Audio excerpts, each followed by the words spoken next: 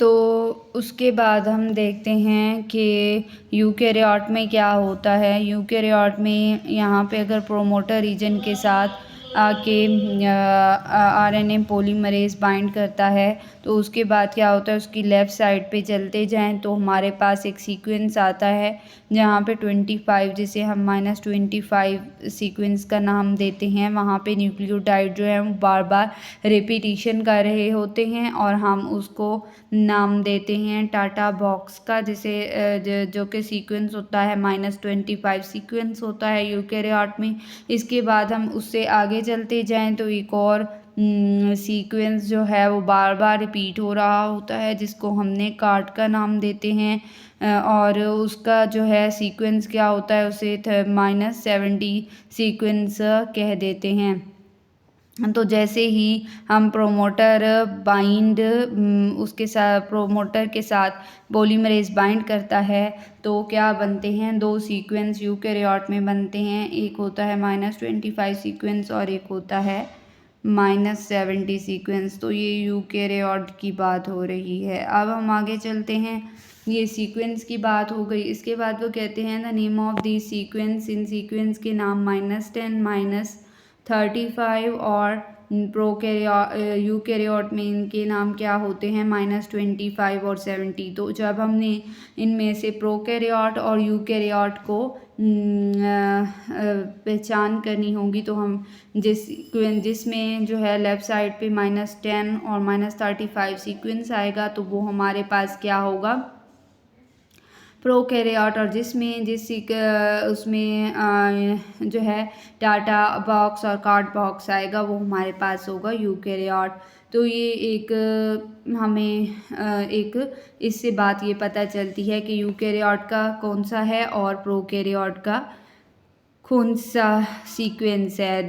The name तो उसके बाद वो कहते हैं refer to their position in promoter region, उनके पोजीशन जो प्रोमोटर रीजन पे होती है उसके मुताबिक हम इनको नाम देते हैं। The sequence are located approximately how many nucleotide before transcription start point of the gene, कि कितने जो हैं न्यूक्लियोटाइड अप्रॉक्सीमेटली होने चाहिए जब हम किसी भी जीन को स्टार्ट करने लगें। तो स्टार्ट पॉइंट यहाँ पे आपको दिखा रहे हैं जो प्रोमोटर रीजन होता है। अब नेक्स्ट हम कहते हैं कि आरएनए पॉलीमरेज जो है वो क्या है। आरएनए पॉलीमरेज जो है वो 4 सब यूनिट इसमें होते हैं। टोटल आरएनए पॉलीमरेज में 4 सब यूनिट होते हैं। फर्स्ट सब यूनिट जो है वो क्या होता है, अल्फ़ा, ठीक है।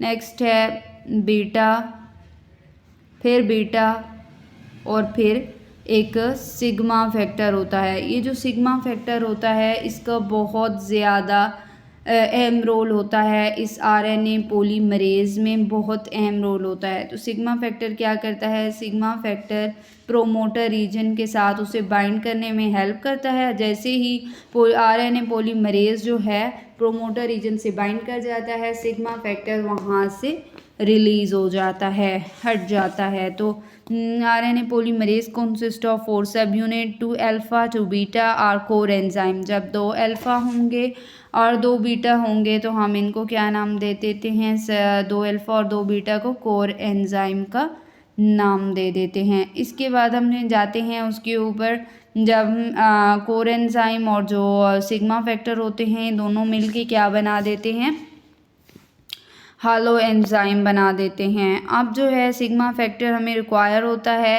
एक आरएनए पॉलीमरेज को प्रोमोटर पर बाइंड कराने के लिए, हमें सिग्मा फैक्टर की ज़रूरत होती है। जैसे ही आरएनए पॉलीमरेज प्रोमोटर से बाइंड कर जाता है सिग्मा फैक्टर रिलीज़ हो जाता है।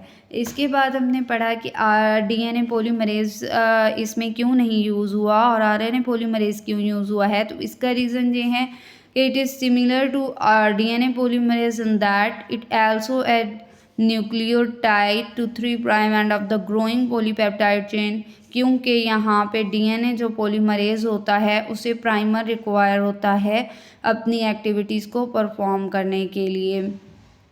तो जो यहाँ पे आरएनए पॉलीमरेज़ है उसको कोई प्राइमर रिक्वायर नहीं होता, तो इसलिए यहाँ पे हमने आरएनए पॉलीमरेज़ को यूज़ किया है। और प्रोकैरियोट में सिर्फ एक टाइप के आरएनए पॉलीमरेज़ को यूज़ करते हैं, जो कि क्या है, आरएनए पॉलीमरेज़ 1।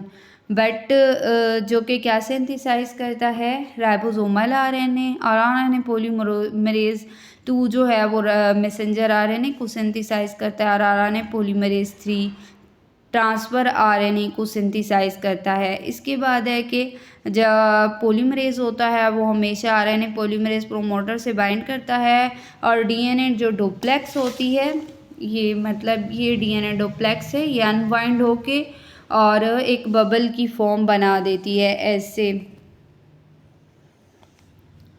खुल जाती है, अनवाइंड होती है, खुल जाती है और एक बबल का फॉर्म बना देती है। तो ये जो बबल की फॉर्म बनाती है उसके बाद इसके बेस पेयर भी ब्रोकन हो जाते हैं, और इस बबल लाइक स्ट्रक्चर को हम ट्रांसक्रिप्शन बबल भी कहते हैं। और इसको ये वो ट्रांसक्रिप्शन बबल है जो कि अपीयर हो जाता है हमारे इनिशिएशन के एंड पे। इसके बाद हम इलॉन्गेशन फेज़ पढ़ेंगे और उसकी डिटेल देखेंगे।